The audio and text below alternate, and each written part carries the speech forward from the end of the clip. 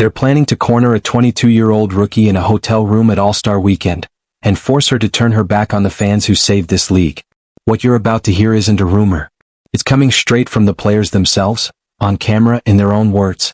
A group of WNBA veterans is allegedly plotting to confront Caitlin Clark during All-Star Weekend and pressure her into publicly telling millions of her own fans to stop watching women's basketball. Stay with me because by the end of this video you'll understand exactly why this is one of the strangest self-inflicted controversies in the history of the league, and why the way it plays out could decide the future of the WNBA itself.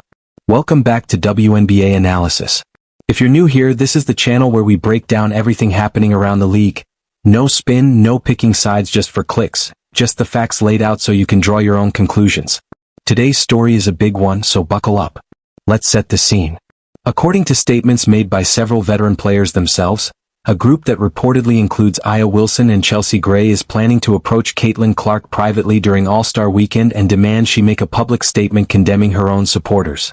Read that again because it sounds almost too strange to be real. They want the league's biggest new attraction to tell the very people who just discovered women's basketball to walk away from it. Let's get right into it. Before we dig into the confrontation itself, we need to talk about what's actually happening underneath all of this, because on the surface it looks like a story about mean comments online. Underneath, it's about something much bigger. For nearly 3 decades, the WNBA fought for basic visibility. Average attendance sat around 6,000 fans a game for years. Broadcasts were buried in the middle of the night on channels most casual sports fans never watched. Veteran players spent years asking, sometimes begging, for sponsorships, airtime, and simple recognition. Then, in April 2024, Caitlin Clark entered the league, and the entire landscape shifted almost overnight. Indiana Fever games started selling out 17,000-seat arenas. ESPN moved broadcast into prime time. Merchandise sales reportedly jumped by well over 300% in just the first couple of months of the season. And the league landed a media rights agreement worth roughly $2.2 billion over 11 years. More than triple what came before it. By every normal business measure, that's a dream outcome. Instead, it kicked off a civil war inside the league. Some players have openly complained about the tone of online criticism that came with the new spotlight, arguing they're being called names, mocked for their play, and generally treated harshly by a wave of new fans. And to be clear, nobody should have to deal with genuine hate speech or racist abuse. That's a real and serious problem, full stop. But watch the language closely. Complaints about people saying mean things, being called trash, or being told they can't make a layup. That's not the language of hate speech. That's the language of ordinary sports criticism, the same kind LeBron James, Tom Brady, and basically every major athlete in history has absorbed for decades. You don't get to demand mainstream attention and then reject the criticism that comes bundled with it. Here's where it gets more complicated, and more strategic.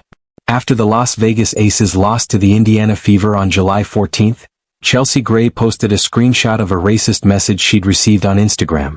By her own account and interviews afterward, this wasn't the first hostile message she'd ever gotten. She says she'd been receiving them for a while and simply chose that moment to share one publicly. That timing is worth sitting with. The message went public immediately after a loss to Caitlin Clark's team, not months earlier when she says the abuse first started. Let's be completely clear about something important. Sending racist messages to anyone is unacceptable, indefensible, and deserving of real consequences, platform bans, and in some cases, legal action. That's not up for debate. What is worth examining is how legitimate racism gets blended together with ordinary basketball criticism, until the two become impossible to tell apart in public conversation. When a fan says a player's shooting percentage is down or her playmaking has slipped, that's sports commentary, the same commentary directed at every professional athlete in every sport. When someone sends a racial slur, that's something else entirely. Collapsing those two categories into one doesn't protect players from actual hate speech. It just makes it harder to have any honest conversation about performance at all. Which brings us to the confrontation itself. Based on public comments from the players involved, the plan is for veterans, reportedly including Wilson, Gray, and others, to corner Clark privately during All-Star Weekend and press her to publicly denounce her own fan base. Specifically, the ask appears to be that she tell anyone who has ever criticized a WNBA player online to stop watching the league altogether. Stop and actually think about what's being asked here. Caitlin Clark has not encouraged hatred toward anyone. She hasn't made inflammatory comments about other players. She hasn't told a single fan to harass anybody. Her offense, apparently, is that some of the millions of people who now watch her play also happen to behave badly on the internet, a problem every single major athlete on the planet shares and none of them can control. And from a purely business standpoint, this plan makes almost no sense. That $2.2 billion media deal exists specifically because of the audience Clark brought in. Fever broadcasts reportedly averaged over 1 million viewers in her rookie season, compared to roughly 300,000 for a typical WNBA broadcast in prior years. Asking those new viewers to leave wouldn't be a principled stand, it would be financial self-sabotage for a league that has never once turned a profit since it was founded in 1997. So if this isn't really about business, what is it about? I'd argue it's about identity and control. For most of its history, the WNBA was a small, close-knit community. Players knew each other personally. The fan base skewed progressive, politically engaged, and deeply invested in the league as a platform for activism as much as basketball. It became a genuine safe space, a place where athletes could be openly themselves, openly political, without the scrutiny that comes with mainstream fame. Caitlin Clark's arrival brought in millions of fans who don't necessarily fit that mold. Some are conservative. Some don't care about activism at all. Some just enjoy watching an exciting basketball player. And yes, some of them are genuinely rude online. Faced with that shift, some veteran players appear to be choosing to defend the smaller, more ideologically unified community they had, rather than adapt to the messier larger audience that mainstream success actually brings. That's understandable on a human level. But you cannot spend nearly 30 years asking for attention and then be shocked when the attention arrives attached to people you don't personally like. That's simply not how visibility, or professional sports economics, works.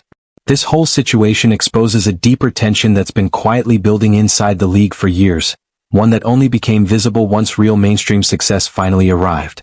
It's really a clash between two different visions of what the WNBA is supposed to be. Vision 1 treats the league primarily as a platform for social advocacy that happens to include basketball. In this version, growth is welcome, but only if it doesn't dilute the league's political identity, and only if new fans buy into that identity too. Vision 2 treats the WNBA as a professional sports league first, with athletes who may or may not choose to be politically active. In this version, the fan base should be as large and varied as possible, because a bigger audience is what keeps the league financially alive long enough to matter at all. These two visions coexisted quietly for years. Caitlin Clark's rise forced the tension into the open, whether she intended to or not. She represents Vision 2 almost by default. A basketball player first, whose fan base is broad, diverse, and not ideologically uniform. And that diversity appears to unsettle players who preferred the league when it was smaller and more uniform in outlook. Here's the uncomfortable truth for Vision 1. It isn't financially sustainable on its own. The WNBA has operated at a loss every year since 1997, reportedly supported by tens of millions of dollars in annual funding from the NBA. Average player salaries sit around $130,000, compared to multiple millions in the NBA. Arenas have historically been half empty, and local sponsorships have been hard to secure. None of that changes without growth, and growth means accepting fans you might not personally love. But here's the uncomfortable truth for Vision 2 as well. Chasing pure mainstream growth risks eroding what made the WNBA special in the first place. A genuine home for LGBTQ athletes, a platform for social causes other leagues often shy away from, and a community where players never had to shrink themselves to fit outdated expectations of how female athletes should behave. Both concerns are real. But here's the thing nobody involved seems to want to accept. You don't actually get to pick which problem you face anymore. The WNBA is already mainstream. The new fans are already here. The media deal is already signed. The sellout crowds are already happening. From here, there are really only two paths. Figure out how to protect your values while embracing growth, or try to push the new audience away and watch the league slide back toward the obscurity it just escaped. And that's exactly why the planned confrontation with Clark is so strategically misguided. Even in the unlikely scenario where she agreed to denounce her own fans, it wouldn't undo any of this. Those fans aren't disappearing. The attention isn't reversing. Pressuring a 22-year-old rookie to single-handedly fix a structural problem that belongs to league executives and veteran leadership isn't just unfair to her. It's a strategy that can't actually work. So what should the league be doing instead? A few thoughts. First, build real social media policies and partner with platforms to remove hate speech and ban abusive accounts quickly. That's standard practice in every major professional league already. Second, welcome new fans and educate them about the league's history and culture. without demanding ideological agreement as the price of admission. Third, clearly separate legitimate criticism from actual hate speech, instead of treating all negative commentary as equally malicious. A comment about a missed shot is not the same thing as a slur, and pretending otherwise shuts down honest conversation for everyone. Fourth, accept that no single athlete, including Clark, can be held responsible for policing millions of strangers online. LeBron James can't control what every Lakers fan posts. Patrick Mahomes can't stop every rude Chiefs fan. Expecting Clark to do it is simply not realistic. And fifth, the league needs to honestly decide what it wants to be. If growth takes priority, that means accepting a fan base you won't always agree with. If ideological alignment takes priority over growth, that's a legitimate choice too. But it comes with real financial consequences that leadership needs to be upfront about. What doesn't work is demanding mainstream success while simultaneously demanding that the mainstream conform to a narrow set of beliefs. The frustrating part of all this is that it's almost entirely avoidable.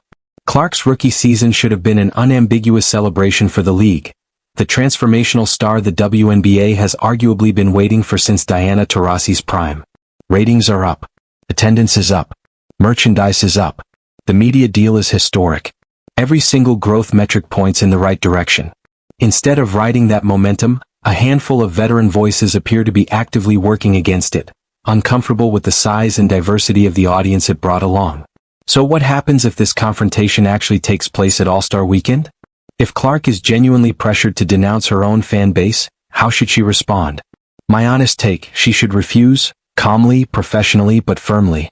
She should say she condemns racism and hate speech without hesitation, that she wants a respectful environment for every player in the league, but that she is not going to tell millions of fans to stop watching women's basketball. She should say growth is good for the sport, that a diverse fan base is completely normal in professional sports, and that criticism is simply part of the deal that comes with visibility. And if that answer upsets some of the veterans pushing for this confrontation, so be it. She doesn't owe anyone ideological conformity. She doesn't owe anyone control over her public statements. She owes her fellow players professional respect, which by every account she's consistently shown. What she doesn't owe them is submission to a political agenda that could actively damage both her career and the league's financial future. The real question heading into All-Star Weekend is simple. Does a 22-year-old rookie have the backing and the nerve to stand her ground against a group of veterans trying to pressure her into compliance? We're about to find out. Look, if this channel means anything to you, if you actually want honest, no-agenda breakdowns of what's really happening in the WNBA instead of the noise you get everywhere else, then subscribing genuinely matters. It's not just a number for us. Every single subscriber tells us this kind of deep dive analysis is worth making, and it's the only reason channels like WNBA Analysis get to keep existing and keep growing. So if you made it this far, you clearly care about this story. Do us a real favor, hit subscribe, tap that bell, and drop your honest take in the comments. We read every single one, and it genuinely shapes what we cover next. Thank you for being here. We'll see you in the next video. WNBA Analysis.